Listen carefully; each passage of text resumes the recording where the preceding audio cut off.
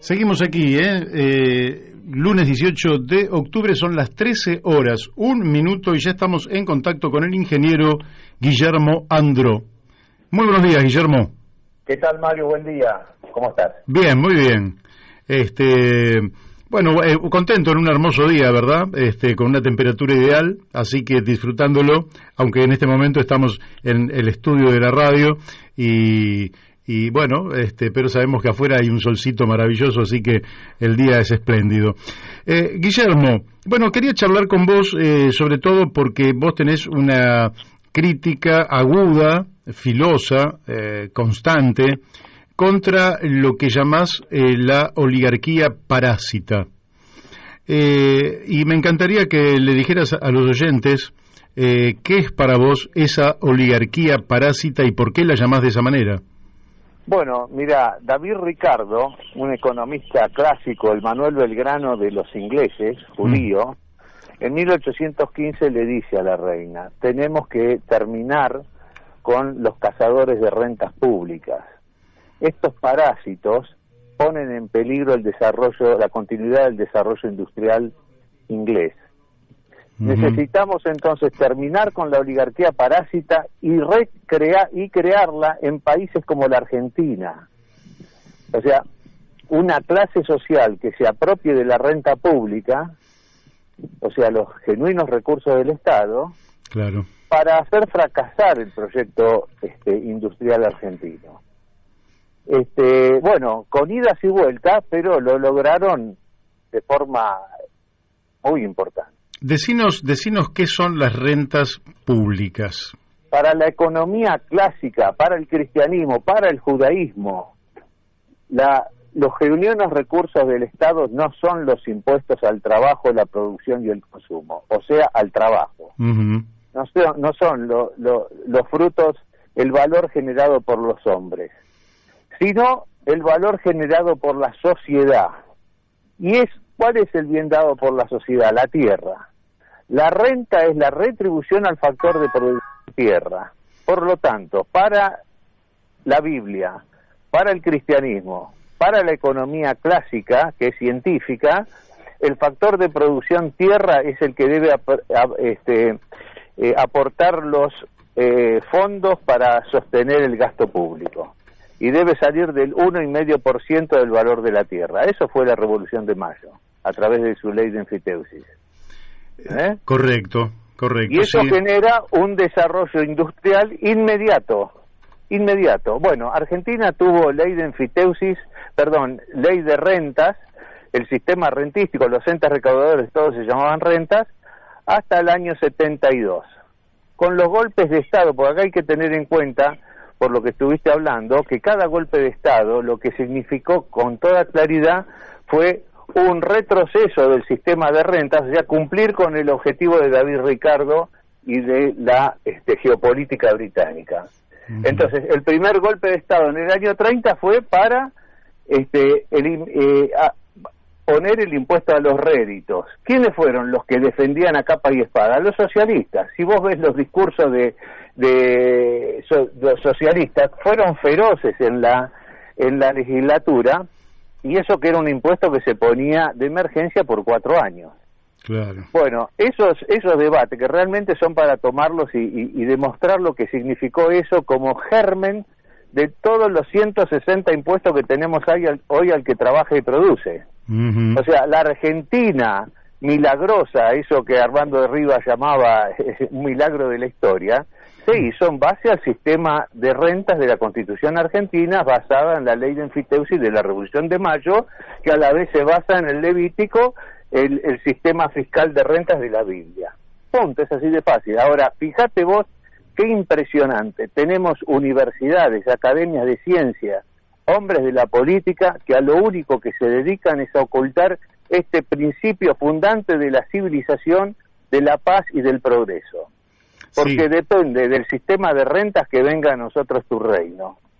Y fíjate vos cómo la Argentina fue el país que fue, que lo podés ver, es increíble, pero yo veo cinear nuestros músicos, y viajo por todo el país y por Buenos Aires sobre todo, y veo la cultura que tenemos, y ¿y cómo un país tan culto llegó a esto que somos hoy?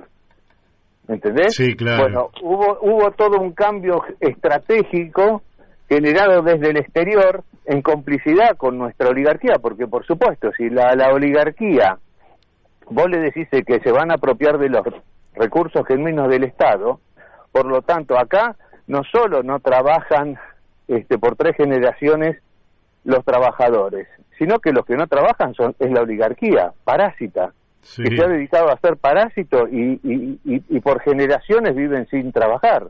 Esto lo decía la mujer de Casares con toda claridad, dice, acá en la Argentina hay 2 clases de hombres, los vivos que compran tierra y los tontos que la venden. ¿Y qué estaba hablando la mujer de Casares? Que iba a llegar el momento en que la tierra iba a valer mucho, en que se iba a destruir el sistema de renta, y iba a tener un carácter especulativo, y eso iba a ser tremendamente poderosos y ricos a los tenedores de tierra y tremendamente esclavos a los trabajadores. Y esto es Roma. Llegamos a Roma. El cristianismo fue contaminado por Roma, y entonces hoy somos Roma. ¿Y qué tenemos? Desigualdad y guerra civil como en Roma, en toda la geografía occidental. O sea, no es un problema, pero ¿qué pasa?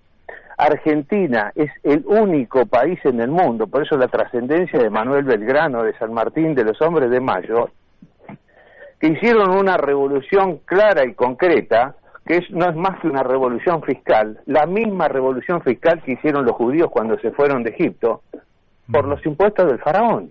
Claro.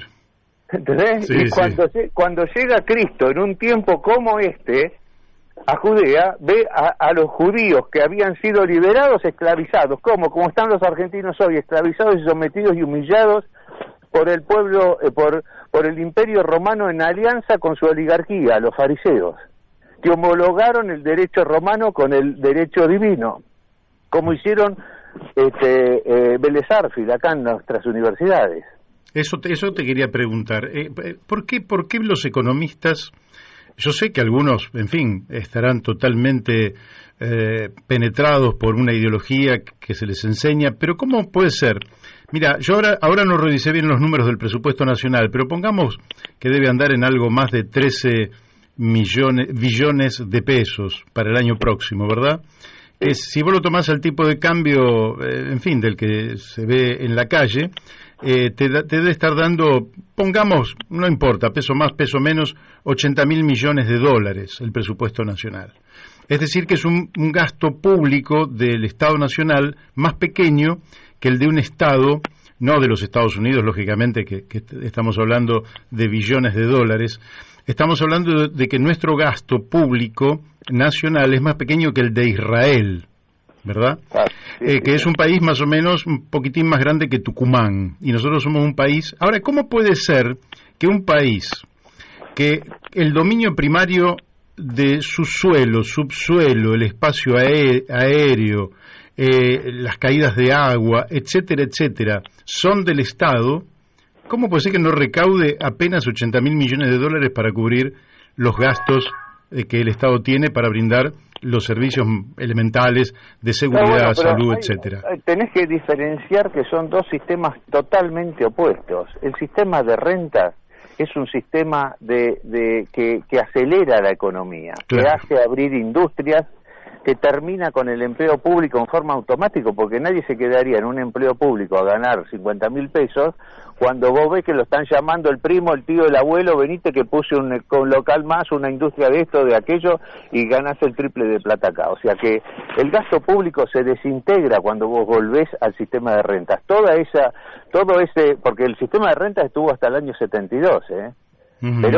Perón comete un solo error, que en vez y que se lo anticiparon Carranza y compañía, en vez de incentivar el impuesto a la tierra, crea la ley de alquileres, que tiene un efecto parecido. ¿En qué sentido? Que bajó los alquileres terriblemente, pero entonces en el corto plazo el bolsillo del trabajador respiró, ese respiro fue hacia la industria blanca, y generó una industrialización. Pero eso fue en el corto plazo, en el largo plazo fue catastrófico. ¿Te das cuenta? Sí, claro. Y generó una inseguridad jurídica fenomenal y qué sé yo. Entonces, cuando vos tenés el impuesto a la tierra, es un impuesto positivo que acelera los procesos de producción. Conviene trabajar y producir. Se acabó la especulación. Ahora, cuando vos tenés el régimen de impuesto al que trabaja y produce, que es un régimen esclavista, por eso todos nuestros políticos, y sobre todo Milei, son esclavistas. Acaban de firmar un pacto antes del debate que se hizo en Capital, en no aumentar ni generar nuevos impuestos. O sea, son unos sinvergüenzas totales, aceptan los 170 impuestos que tiene el que trabaja y produce. Y dice, te vamos a esclavizar hasta el 70%, pero no te vamos a esclavizar más. Eso es ser liberales. Estos tipos son comunistas, todos son comunistas. Milei es un comunista, y el más peligroso de todos, porque es puesto por la oligarquía política para generar un tipo de sociedad y un tipo de liberalismo tipo Patrón Costa. Patrón Costa tenía la libertad de tener sus ingenios y sus industrias, y le pagaba con su moneda, que la tenían que canjear en su almacén de ramos generales. Hoy serían un shopping y hoy serían supermercados. Sí. Tendrían que comprarle en los autos que él produce y en sus concesionarias. Esto es Hong Kong y esto es Chile. Este es el resultado de Hong Kong y de Chile. Por eso, si vos ves detrás de lo que hay, detrás de el juego de El Calamar, esta serie coreana, es eso, gente esclavizada, totalmente endeudada, y que prefiere ir a jugar un juego a muerte, a morir, como son las guerras fratricidas, a ver si zafan o prefieren morirse. Porque esto te lleva a un proceso y a una transformación y una transmutación de la naturaleza humana, que la gente es terriblemente autodestructivo. Entonces no puedo tener acceso a una vivienda porque el lote de tierra tiene el precio que tiene. No, por lo tanto no puedo tener acceso a un hogar, por lo tanto no puedo tener acceso a una familia. Entonces no quiero vivir más. Esto te lo dicen los pibes, y algunos antes de matarse van y salen y se cargan un par. Este es el tipo de sociedad que construye Milei. Esta es la libertad de Milei. Uh-huh. Y vos decís, pero hicieron un pacto todo, no te la agarres solo con Milei. Sí, me la agarro con Milei, porque Milei lo habla en nombre de la libertad. Sí. La libertad de Alberdi es la libertad que se genera a través de eliminar todos los impuestos y al trabajo, los 160 impuestos, que es lo que hay que hacer mañana. O sea, cuando uno habla del nuevo reseteo, es poner en acción el derecho cristiano y abolir el derecho romano, que es un derecho diabólico.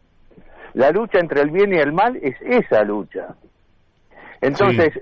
es tremendo escuchar hablar a un dirigente simpático como es Julio Bárbaro y que no tenga una lista, una visión de todo esto. Porque digamos que Julio Bárbaro es un tipo culto. Sí. Yo lo he llevado a la Facultad de Ciencias de Derecho de la UBA, al Instituto de Investigaciones, a hablar, y mientras zanatea, como zanatea él y hace el show tipo Tato Bores, genial. Ahora decir, Julio, ¿vos sabés que la Constitución viene con un sistema fiscal que es antagónico al que tenemos? Es el sistema rentístico de nuestra Constitución. Se levanta, se da media vuelta y se va. Y que por esto el país ha fracasado. Esto me pasó con Julio Bárbaro, lo tengo grabado. Y pueden ver cómo ante la pregunta mía o de Héctor Sandler el tipo sale corriendo. Pero me pasó con este hombre solo, no, con Milei, con Esper, con Tetaz, con Lázari, con Rodríguez López Murphy. Todos son tipos puestos y al servicio de este capitalismo monopólico financiero, destructivo, antiproductivo, que está llevando el mundo a un abismo. ¿Te das cuenta? Sí, sí, sí. Porque no es solo lo que pasa acá. En Italia, las abuelas, ¿cómo eran las abuelas que vos conociste? Tenían 25 nietos, ¿eh? Mi abuela tenía 25 nietos. Hoy la abuela italiana tiene 2 hijos y un solo hijo que lo tuvo la hija a los 40 años.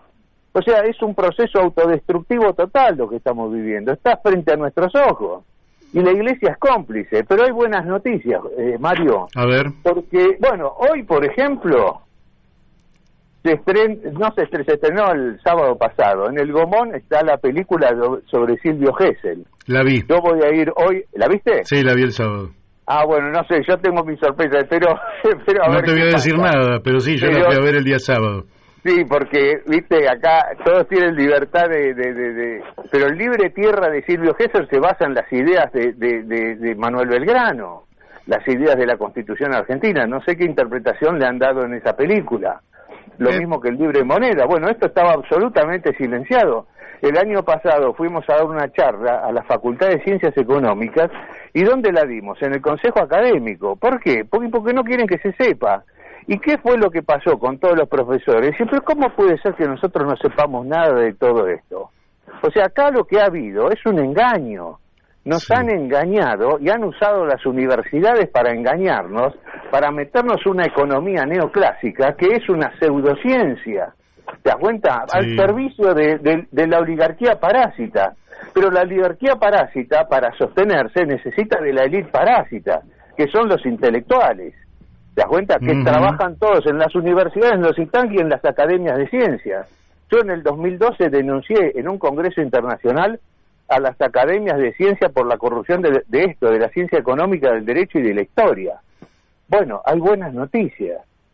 La Academia de Ciencia, y se lo mandé a todos los académicos, claro, me trataban como loco, porque acá hay dos problemas. O yo estoy loco, o estos tipos han sido engañados de una manera impresionante que pasan por verdaderos imbéciles. No, claro, no. Para despejar para los oyentes, quiero decir que lo que vos planteás es algo que plantearon los que vos dijiste, que está en los fundamentos del nacimiento de nuestra patria, que está en la enfiteusis, y que fue defendido también por hombres como Esteban Echeverría, que Alfredo Palacios en su libro Esteban Echeverría, Albacea del Pensamiento de Mayo, desarrolla este tema de la contribución territorial, que efectivamente fue barrido por imperio de los grandes terratenientes, proceso de concentración de la tierra en muy pocas manos en la Argentina, que ha hecho que el país sea grande para pocos y para los más el país sea chiquito. Se produjo a principios, ¿me escuchás? Sí, te escucho perfecto. En las universidades del este de los Estados Unidos. ¿Por qué? Porque los consejos de administración estaban dirigidos por el caucus de terratenientes. Y entonces, ¿qué pasó en Estados Unidos? Y sobre todo, y tomó mucha fuerza después de la Segunda Guerra, que quedó como líder, reemplazaron a todos los economistas clásicos por neoclásicos. Ahí trajeron a los austríacos, Mises y compañía, fueron a dar clases a las universidades del este de los Estados Unidos. Pero ¿qué pasa? Esto sí lo saben los ingleses. O sea, yo te digo, si yo tengo un sistema fiscal que destruye un país y que hace que se autodestruya como se autodestruyó Roma, ¿vos qué harías con el enemigo? ¿Tratarías de conquistarlo por la guerra o a través de sus universidades? Y acá nos han derrotado a través de las universidades. Así es. ¿Entendés? Esto es así. Nos han quitado la historia. Por eso yo hablo de lo magnífico, porque por ejemplo con el director de la Confederación Sudamericana de Colegios de Abogados, Aguese, yo le digo esto, y el tipo me dice, o sea que usted sabe que el sistema rentístico es la base del derecho moderno o cristiano. ¿Y qué tiene que ver? ¿Cómo que tiene que ver? Usted no se da cuenta que usted como presidente de la Academia de Ciencias de la Academia de la Confederación de Colegios de Derecho, al desconocer esto, está generando la guerra civil en Chile, en Perú, en Bolivia, en Ecuador, en Colombia, en todas partes? Porque esto este camino se inició con Andrés Bello. La Universidad Católica en Chile se llama Andrés Bello. Andrés Bello fue adoctrinado en esa época por los ingleses y vino a poner el Código Civil. ¿Qué Código Civil? ¿Cristiano o romano? Romano. Claro. ¿Para qué? Para que el 0,1% de la población se quede con el 99% de los recursos.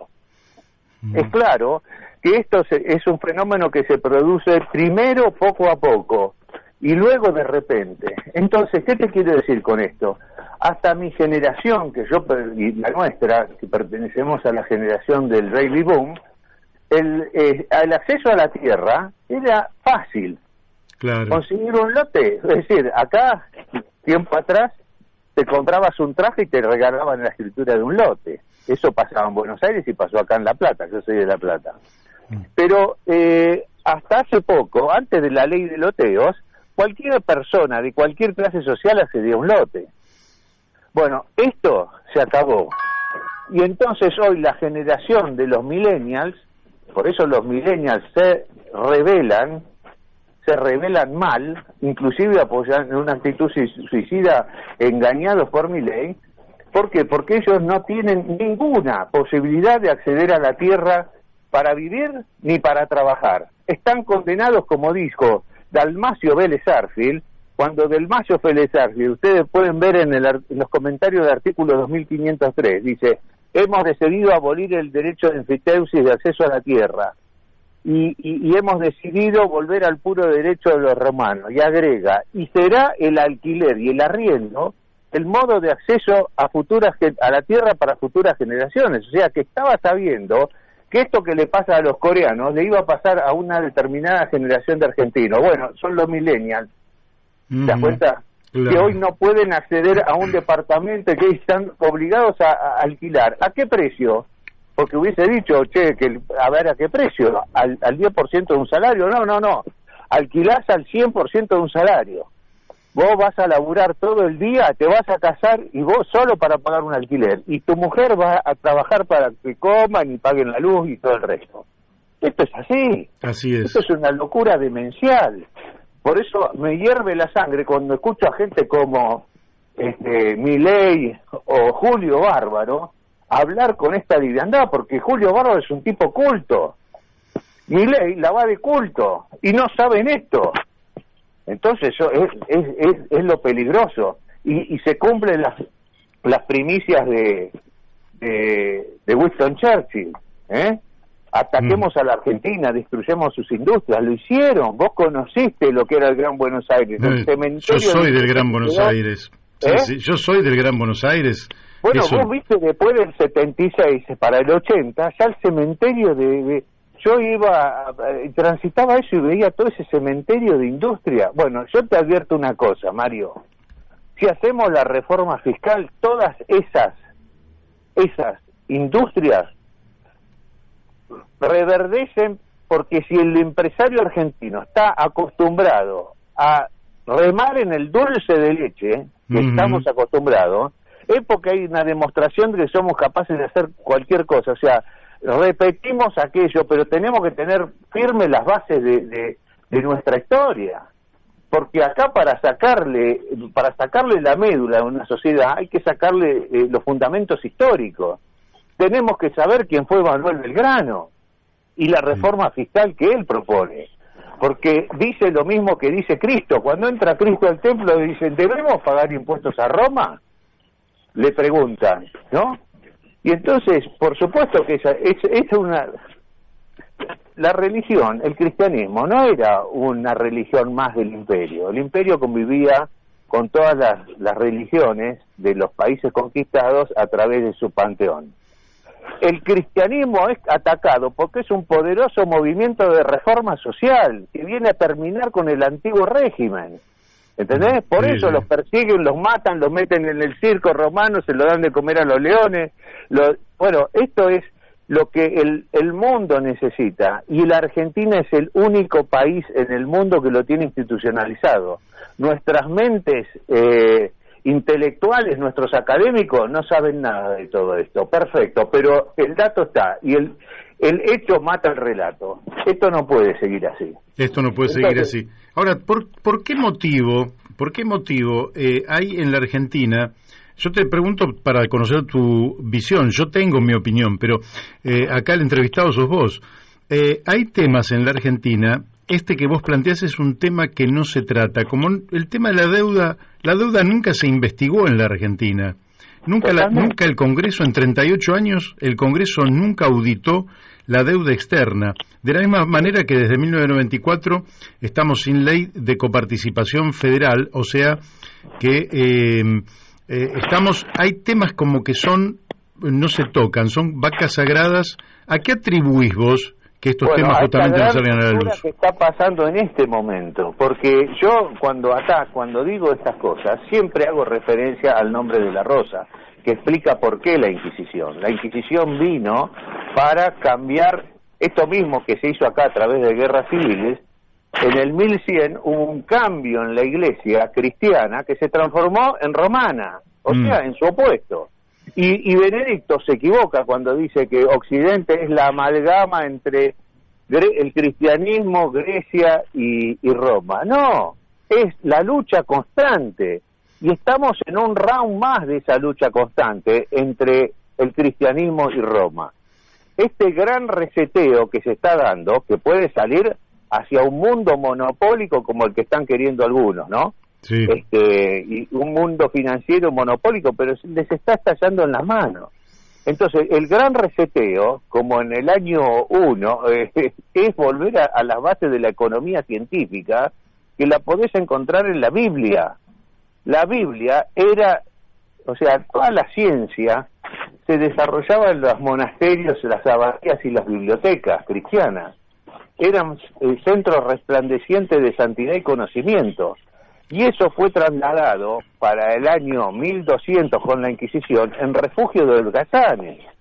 ¿A sabiendas de qué? De que aquellos hombres no podrán ver más que lo que han aprendido. Entonces López Murphy, Milley, no podrán ver más que lo que han aprendido. Economía neoclásica y de ahí no podrán salir. Estas son palabras de San Juan. Aquellos hombres no podrán ver más que lo que han aprendido. Entonces, una vez que a vos pero ahora, ¿qué pasa? ¿Cuál es el elemento nuevo? Que antes vos podías tener el monopolio del púlpito o el monopolio del medio de comunicación, los diarios. Hoy esto se ha liberado. Entonces hay movimientos que están crujiendo por todos lados, y uno pasó esta semana en la Academia de Ciencias Morales, y te insisto que yo la ataco, pero la ataco como lo ataco a Milei, para que se pongan las pilas e investiguen un poquito, porque no tenés que demasiado. A vos cualquier persona, cualquier abogado le decís, che, vos sabés que nuestra Constitución viene con un sistema económico y rentista que es lo opuesto a esto que estamos viviendo hoy, y el tipo te mira con los ojos así, porque existe la caja en su cerebro que dice sistema económico y rentístico, pero desconoce absolutamente sus fundamentos y desconoce las consecuencias económicas, políticas y sociales. Y las consecuencias sociales es la barbarie, la desigualdad y la guerra civil a que nos están sometiendo, porque una manifestación de guerra civil es esta violencia que vos tenés en el conurbano y en todas partes, porque nosotros tenemos 2.500 muertos por cada 100 por año, pero ¿y Uruguay? Uruguay nos supera en asesinatos por millón. Uruguay está cuarto en Latinoamérica, y Brasil, y con Dilma tenía 70.000 crímenes por año, o sea, una guerra civil inconmensurable. Y con este pibe, con Bolsonaro, ¿qué pasa? Desaparecieron las estadísticas. Qué bien. No, esto es terrible. Bueno, es un proceso apocalíptico que es autodestructivo. Tenemos un solo camino: restablecer el orden natural de las cosas. Por eso la economía de Manuel Belgrano y de Alberti se llama economía natural del Río de la Plata, igual que el derecho natural, o sea, el derecho científico. Muy bien. Tenemos que reponer eso. Guillermo, te agradezco. Después te voy a mandar este segmento y espero que se lo envíes a todos los diputados y senadores de la Nación para que puedan investigar sobre este tema y empezar a poner un poco de luz a un Congreso que realmente se ha transformado en una caja negra. De mi parte te mando un fuerte abrazo y quedamos hasta la próxima. Un abrazo, Mario. Mucho gusto. Gracias. Bueno, hemos hablado con el ingeniero Guillermo Andró, y ustedes lo han escuchado. Fíjense cómo la decadencia no es el resultado de procesos naturales. La decadencia de la Argentina no es el resultado de que ha habido un terremoto, un volcán, una sequía, una inundación, una plaga, una pandemia. No, el proceso de decadencia de la Argentina es un largo proceso que tiene mucho que ver con las medidas políticas que se han tomado y que, muestran que se ha gobernado para una mínima oligarquía parásita, una oligarquía muy rica, que además de todo no tiene compromisos con el país, y por tanto esa concentración tremenda de la riqueza fuga de nuestra nación porque no encuentra una buena inversión en el país y porque aparte tampoco tienen ni vocación ni necesidad de invertirla aquí. Y eso es parte de esta decadencia que nos está caracterizando y de la cual tenemos que salir.